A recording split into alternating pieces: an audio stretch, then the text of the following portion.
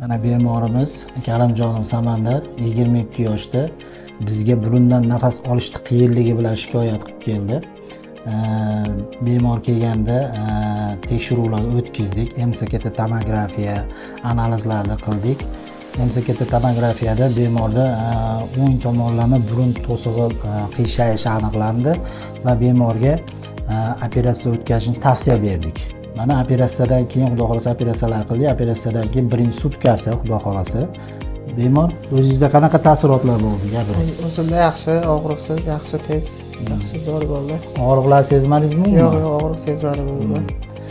Mana birinchi sutkasi o'sha bugun javob beramiz. Bemorga holati yaxshi. Burunda splintlarimiz bor. Splintlarni xudo xolasa bir haftada olib tashlaymiz. Keyin bemalol burundan nafas olib, bemalol qana qilib yuboradi. Boshlari og'rimaydi xudo xolasa. Operatsiya qanday o'tdi? Operatsiya yaxshi, tez, og'riqsiz yaxshi o'tdi. Sezilmadi. Sezilmadimi? Yo'q, Og'riqlar sezilmadi. Mana bugun ham hozir ham og'riq yo'q-a sizda? Yo'q, hozir ham og'riq yo'q.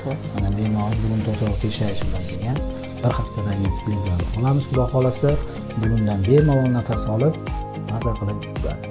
Agar sizlarda ham burun bitishi, bosh og'riqlar bo'layotgan bo'lsa, bizga murojaat qiling.